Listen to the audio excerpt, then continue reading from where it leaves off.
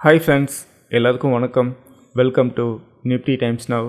Friends, Nifty 50 இண்டெக்ஸில் இருந்து இண்டெக்ஸோட weightage ஸ்டாக்ஸாக இருக்கக்கூடிய விப்ரோவை remove பண்ணிவிட்டு புதுசாக பிஎஸ்சிங்கிற ஸ்டாக்ஸை கொண்டு வந்து ஆட் பண்ணுறாங்க.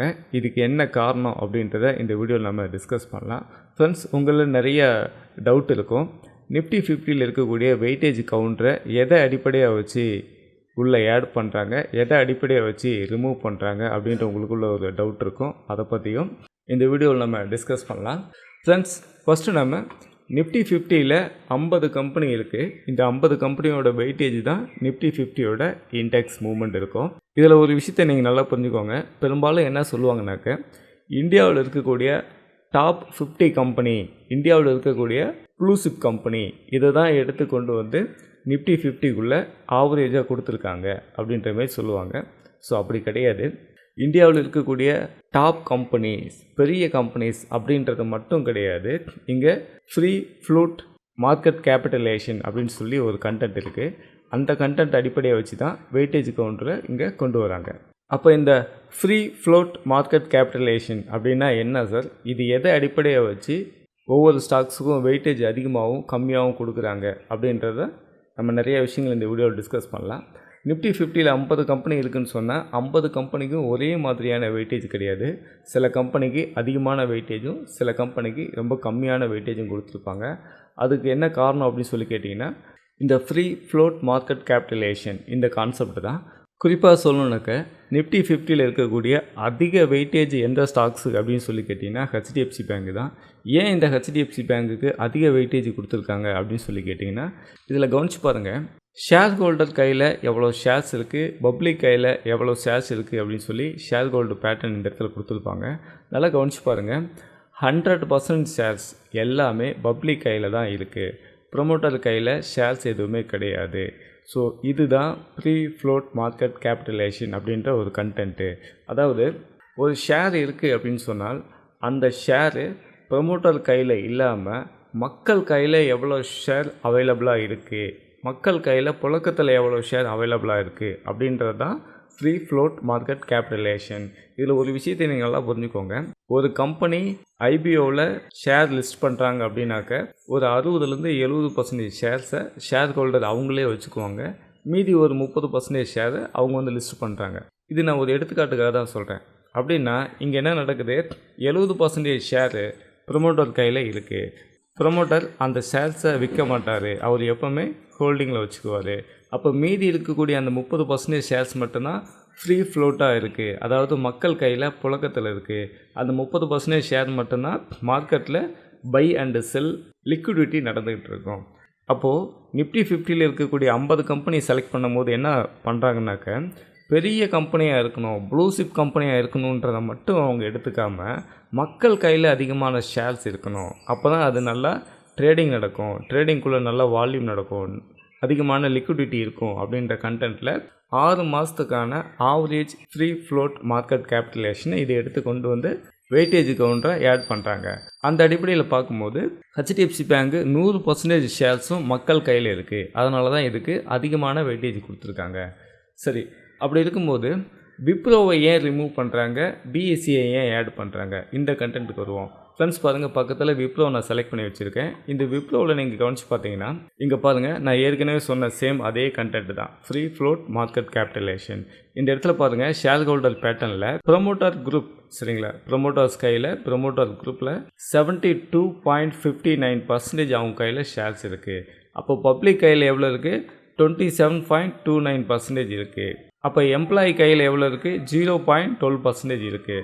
அப்போ இந்த இடத்துல ப்ரொமோட்டர் கையில் 72.59% இருக்குது. அப்போ மீதி ஃப்ரீ ஃப்ளோட் ஷேர்ஸாக எவ்வளோ இருக்குது, ரவுண்டாக 30%ன்னு வச்சுக்கலாம். அப்போது மார்க்கெட்டில் லிக்விடிட்டி கொடுக்குற அளவுக்கு அதிகமான ஷேர்ஸ் அவைலபிளாக மக்கள் கையில் இல்லை, ப்ரொமோட்டர் கையில் தான் இருக்குது.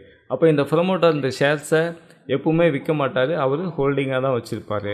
அதாவது எப்பவுமே விற்க மாட்டார் அப்படின்னு சொன்னால் இந்த ஷேர்ஸை மார்க்கெட்டில் கொண்டு வந்து பை செல் லிக்விடிட்டி நடக்காது. ப்ரொமோட்டர் அவரோட ஹோல்டிங் ஷேர்ஸை விற்கணும்னு நினச்சா அது வேறு கான்செப்ட்டு, அந்த கம்பெனிக்கு தேவையான நேரத்தில் விற்பாங்க, அது வேறு கான்செப்ட்டு. ஆனால் இந்த இடத்துல மார்க்கெட்டில் லிக்விடிட்டி நடக்கிற அளவுக்கு அவைலபிளான ஷேர்ஸ் மக்கள் கையில் இருக்கா, அதிகமாக இருக்கா, அதை தான் கணக்கில் எடுத்துக்கிறாங்க. அப்படி பார்க்கும்போது விப்ரோவோட ப்ரொமோட்டர் கையில் 72.59% இருக்குது. இப்போது ஏன் விப்ரோவை ரிமூவ் பண்ணிவிட்டு பிஎஸ்சி உள்ளே கொண்டு வராங்க அப்படின்ற ஒரு எடுத்துக்காட்டும் பார்த்துடலாம். அடுத்து பாருங்கள், நம்ம பிஎஸ்சி எடுத்து வச்சுருக்கேன். இந்த பிஎஸ்சியில் பார்க்கும்போது இந்த இடத்துல கவனிச்சு பாருங்கள், ப்ரொமோட்டர் கையில் எந்த ஒரு ஷேர்ஸுமே கிடையாது. பப்ளிக் கையில் 100% ஷேரும் பப்ளிக் கையில் தான் இருக்குது. அப்போ இங்கே என்ன நடக்குதுன்னு சொல்லி கேட்டிங்கன்னா, அதிகமான ஷேர் பப்ளிக் கையில் இருக்கிறதுனால அதிகமான ஷேர் பை செல் மார்க்கெட்டில் நடக்குது, லிக்விடிட்டி அதிகமாக நடக்குது அண்ட் வால்யூம் அதிகமாக நடக்குது.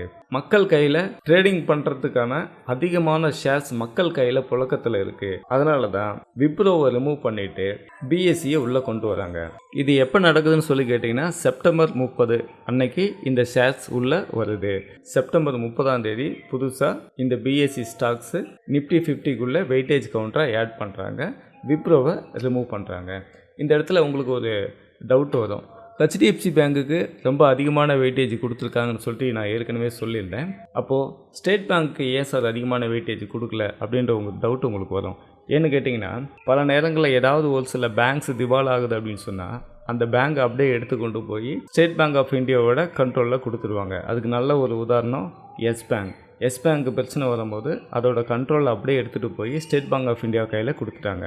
அப்படின்னா ஸ்டேட் பேங்க் தானே மிகப்பெரிய பேங்க்கு, அப்போ ஸ்டேட் பேங்க்கு தானே அதிகமான வெயிட்டேஜ் கொடுக்கணும். அப்படி இல்லாமல் ஹெச்டிஎஃப்சி பேங்க் எதுக்காக அதிகமான வெயிட்டேஜ் கொடுத்துருக்காங்க அப்படின்னு உங்களில் ஒரு கேள்வி வரும். இந்த இடத்துல தான் ஃப்ரீ ஃப்ளோட் மார்க்கெட் கேபிட்டலேஷன் அப்படின்ற ஒரு கண்டென்ட் இருக்குது.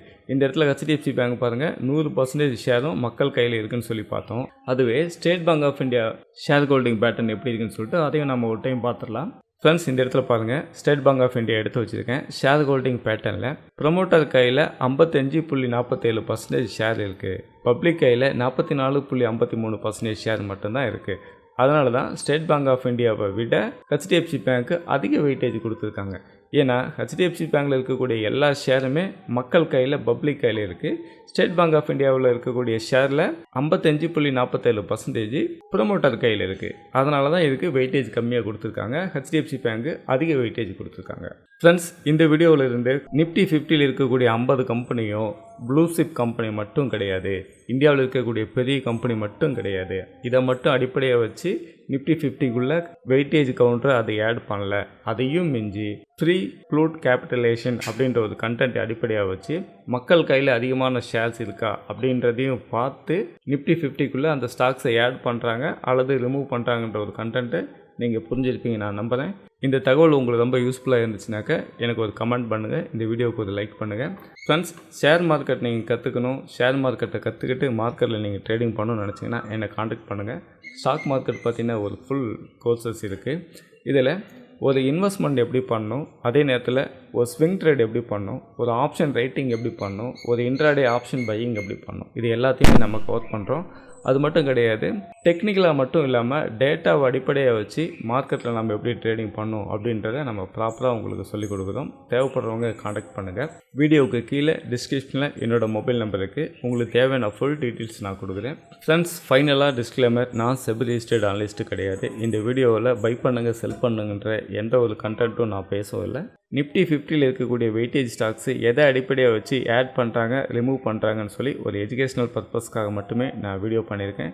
நீங்கள் ட்ரேடிங் பண்ணும்போது உங்களோட ஓன் ரிசர்ச்சில் உங்களோட சொந்த முடிவில் நீங்கள் ட்ரேடிங் பண்ணுங்கள். நான் அடுத்த வீடியோ உங்களை சந்திக்கிறேன். தேங்க்ஸ் ஃபார் வாட்சிங்.